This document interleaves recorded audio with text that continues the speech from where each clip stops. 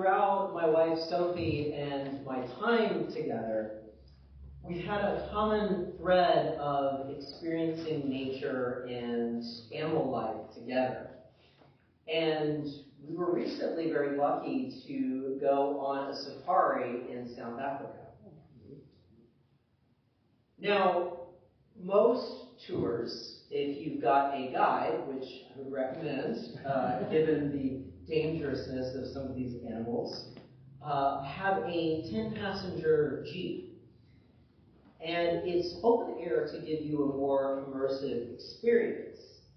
However, we were still safe.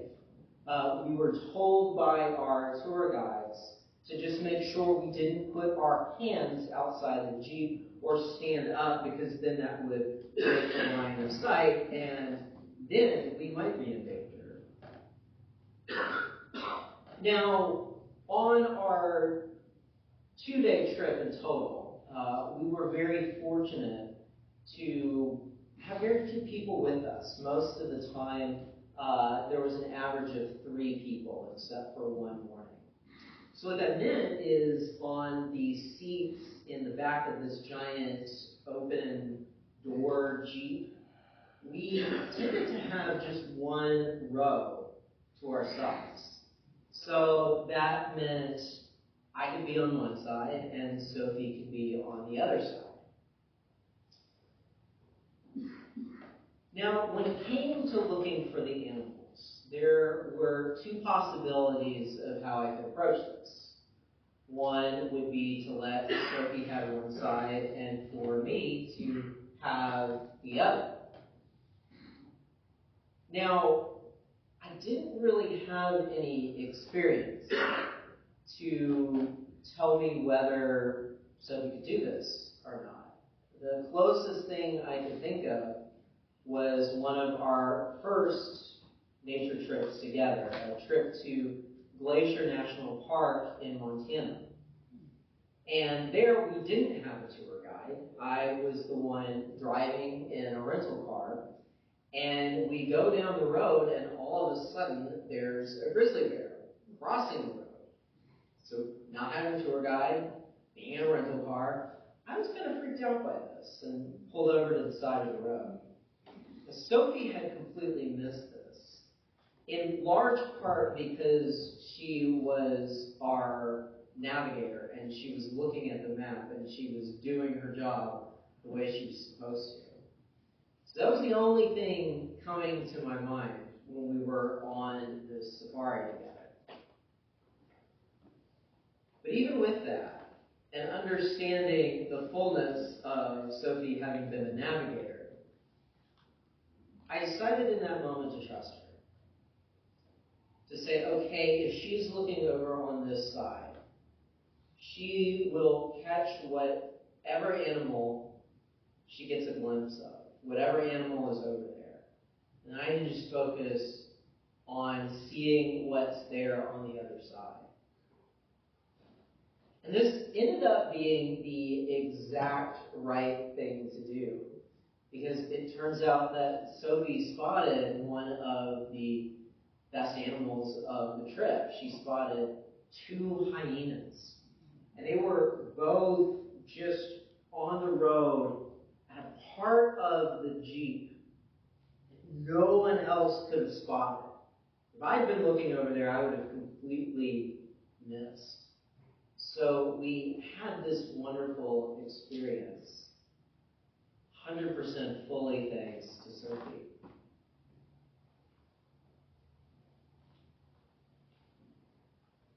Trust was what I needed to get through this moment. Trusting in Sophie, trusting in her ability. Even though I had no proof, no experience that this was something that she could do. And this brings us to one of the big themes in our readings today. Faith. And here we get into an issue of how we look at things from our modern perspective versus how people would have looked at this in the ancient world.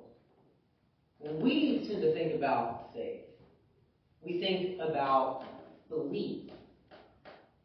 And belief often for us involves existence.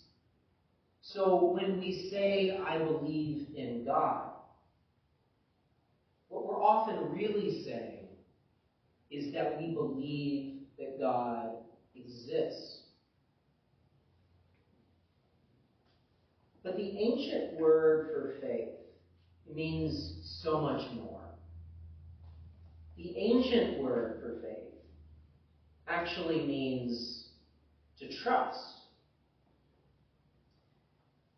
So what I have for Sophie, that trust, that really was faith.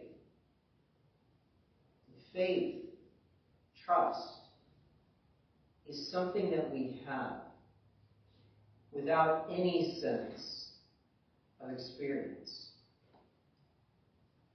And this is what we see today with Abraham. Abram, who later becomes Abraham, the more famous name that he's known by, is told by God to leave his home, to leave everything that he has ever known, to leave behind what would have been his inheritance, to go off into the unknown, into something he had never been, a place he didn't know. And that if he did so, God would make him into a great nation. And this is in spite of the fact that Abraham had no children, no heirs to be that great nation. So this is no small thing that God is asking of Abraham. And it becomes an even greater thing when we think about, did Abraham actually know God at this point? Was God a God Abraham worshipped? And we have no idea what the answer is from the biblical account. It's possible it was the case. Abraham later meets Melchizedek, who is both a priest and king of Salem. Melchizedek clearly worships God. But with Abraham, we don't know. We don't know if he even knew who God was.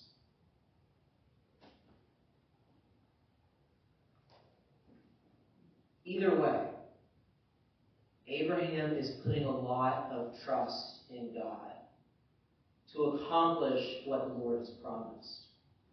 And it doesn't end here with going to a completely new land or leaving all the comfort that he would have had behind. No, as Paul tells us this morning, Abraham's faith continues from there. Continues with God's promise to Abraham that he will finally have a son with his wife Sarah. It continues even though Abraham and Sarah are very old and well past child-rearing years.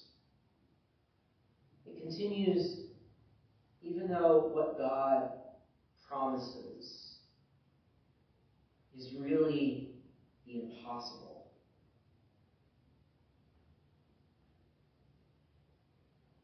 Abraham trusts in God, even though he has nothing in his experience to tell him to do so. He has faith. And Paul reminds us of the words that we hear in Genesis, that faith was reckoned to Abraham as righteousness.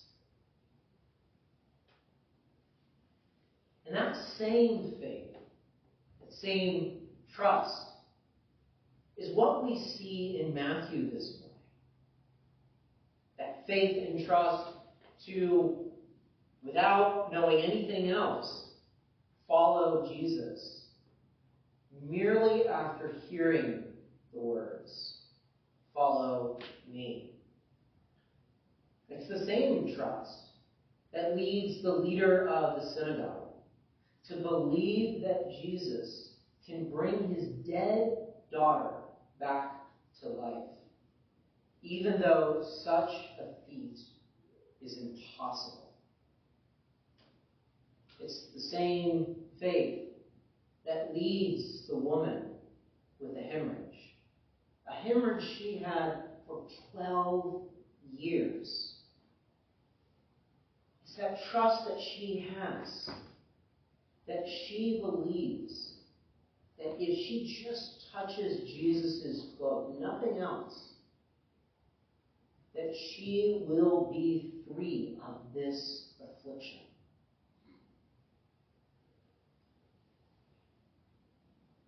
To have faith doesn't simply mean to believe in God's existence. It means so much more than that. To have faith means to trust in God. And that trust is not founded on anything we've experienced. How can it be when so much that we see God accomplish is impossible, is beyond anything we have ever encountered before? We trust not because of what we know, but merely because we assume that God is trustworthy. And we don't need God to prove that to us. We simply have to have faith, to trust, to believe.